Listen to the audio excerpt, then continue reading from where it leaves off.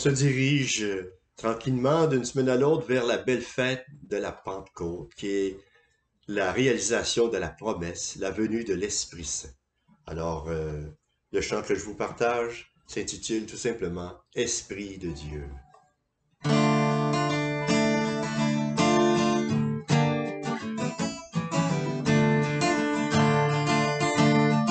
Esprit de Dieu, descends dans nos cœurs et remplis-nous de joie et de paix, que nous soyons témoins de l'amour de Jésus. Et que ta voix en nos cœurs nous séduise et nous conduise vers le Père. Esprit de Dieu, descends dans nos cœurs et remplis-nous de joie et de paix, que nous soyons témoins de l'amour de Jésus. Et que par toi nous soyons libérés pour être vraiment transformés. Esprit de Dieu, descends dans nos cœurs et remplis-nous de joie et de paix, que nous soyons témoins de l'amour de Jésus. Et que parmi les ténèbres du monde, nous apportions ta lumière. Esprit de Dieu, descends dans nos cœurs et remplis-nous de joie et de paix, que nous soyons témoins de l'amour de Jésus. Et que nos frères, nous puissions les aimer comme tu nous l'as demandé. Esprit de Dieu, descends dans nos cœurs et remplis-nous de joie et de paix, que nous soyons témoins de l'amour de Jésus. De Jésus.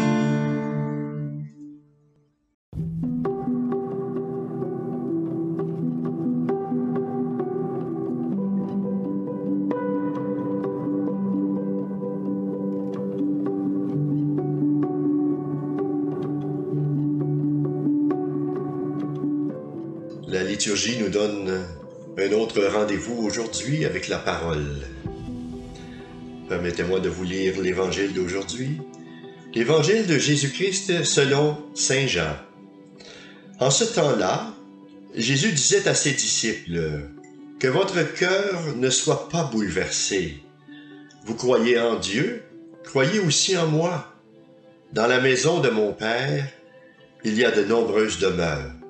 Sinon, vous aurais-je dit, je pars vous préparer une place. Quand je serai parti vous préparer une place, je reviendrai et je vous emmènerai auprès de moi, afin que là où je suis, vous soyez vous aussi. Pour aller où je vais, vous savez le chemin. » Thomas lui dit, « Seigneur, nous ne savons pas où tu vas, comment pourrions-nous savoir le chemin? » Jésus lui répond, « Moi, je suis le chemin, la vérité et la vie. Personne ne va vers le Père sans passer par moi. » C'est la parole de Dieu. Louange à toi, Seigneur Jésus. Dans la plupart des textes dans l'Évangile, on y retrouve non seulement des enseignements de Jésus, mais aussi et très souvent des dialogues, des échanges, des questions que les disciples posent à Jésus. Et c'est le cas aujourd'hui pour Thomas. Et quand quelqu'un pose une question de cette façon-là, c'est éclairant pour nous. Parce qu'on voit que ils ne comprennent pas toujours ce que Jésus dit. D'ailleurs, nous non plus, parfois.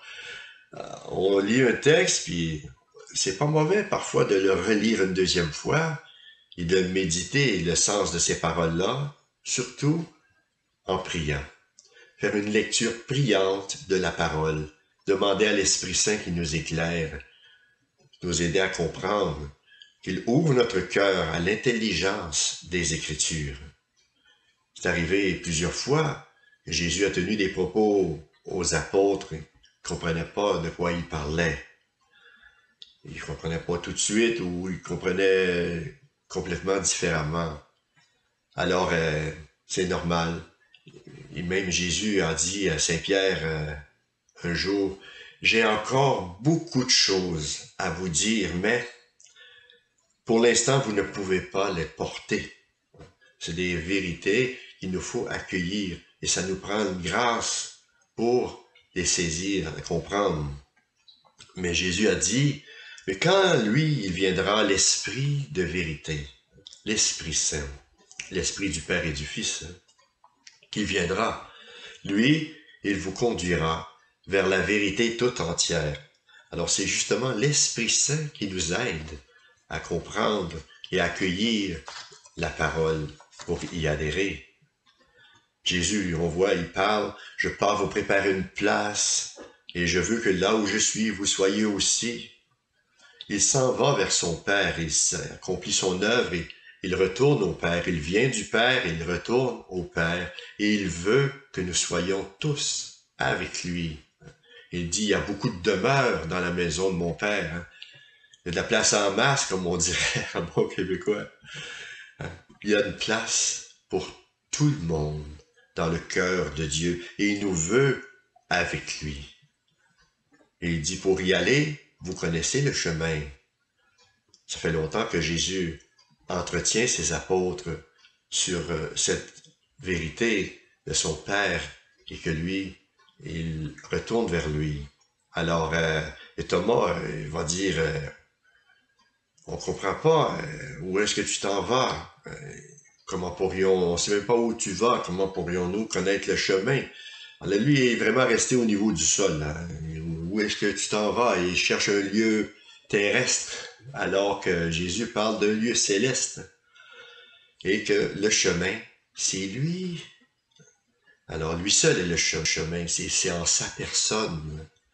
Alors il dit, personne ne va au Père sans passer par le Fils. Alors, il est l'unique médiateur entre Dieu et les hommes. Alors, Dieu, en Jésus, s'est fait homme, s'est fait l'un de nous pour que nous puissions, par notre union dans la foi avec lui, nous puissions aller à Dieu. Il n'est pas venu dire, je vous montre un chemin. Non, il dit, je suis le chemin, je suis la vérité et la vie. Alors, si on est en recherche de la vérité, elle nous conduit à lui, parce que c'est lui, dans le fond, que l'on cherche. Si on désire la vraie vie en Dieu, c'est dans le Christ qu'on la trouve, d'où l'extrême importance d'apprendre à le connaître et de se nourrir de sa parole. Et Jésus a dit, vous croyez en Dieu, croyez aussi en moi. Alors pour que cette foi puisse surgir, naître dans nos cœurs et grandir, il nous faut développer cette relation avec lui, avec la parole de Dieu. Comment pouvons-nous croire si on n'a jamais en contact avec la parole? Alors, il y a cette foi qui naît à la lecture de la parole. Il est le Dieu présent dans nos vies. Et chaque fois qu'on adhère à la parole, on adhère au Christ, on est déjà en relation avec Dieu. On est déjà en communion avec lui. Et on est déjà sur le chemin, le bon chemin vers le Père, où il nous prépare une place, notre place, à chacun d'entre nous. Alors puissions-nous prendre le temps de méditer sa parole pour apprendre à connaître Jésus et se nourrir de cette espérance, de cet amour qu'il nous révèle et être des témoins de cette bonne nouvelle dans notre monde. Amen.